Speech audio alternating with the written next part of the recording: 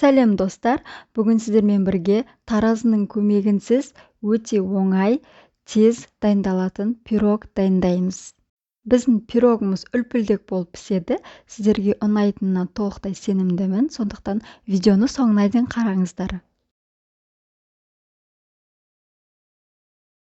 Ең алдымен құрғақ ыдысымызға 2 жұмыртқамызды саламыз, оның үстіне 1 кесе құмшекерімізді салып, жақсылап араластырамыз.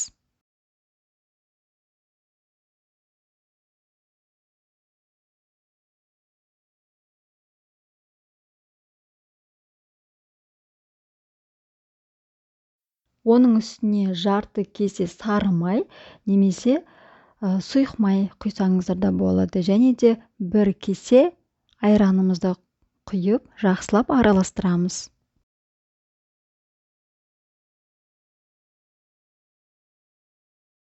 Енді кезекте бізге шай ішетін кесемен 2 кесе ұн қажет болады. Бірінші кеседегі ұнымыздың барлығын саламыз.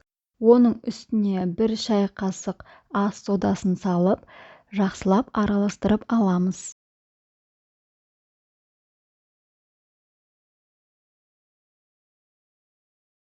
Ал екінші кеседегі ұнымызды аз мөлшерден салып араластырып бастаймыз.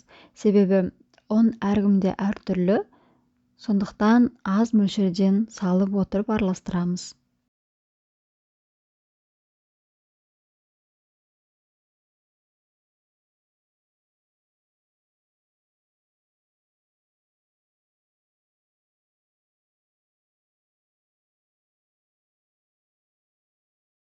Пирогтарыңыз сұйық болмаған дұрыс. Осындай видеода көріп тұрғандарыңыздай қою болғаны дұрыс. Сол кезде сіздің пирогтарыңыз өте жақсы пісетін болады. Кез келген формамызға кішкене сұйық майымызды құйып, жан-жағына жабысып қалмауы үшін жағып аламыз.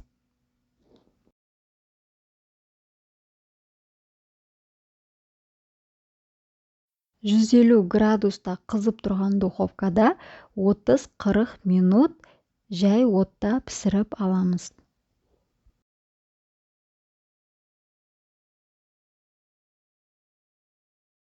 Және де дәл осылай бетін тегістеп аламыз.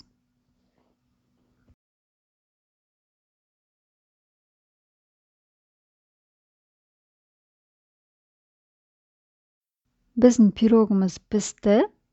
Және де міндетті түрде зубочисткамен тексеріп алғандарыңыз дұрыс. Міндетті түрде суыту қажет. Ыстық күйінше пышақпен кесуге болмайды. Рецепт сіздерге ұнаған болса, міндетті түрде лайк басып, пікір қалдырсаңыздар болады, және де менің каналыма тіркеліп кетіңіздер. Видеоны соңына дейін қарағандарыңызға рахмет. Сіздерге ас болсын.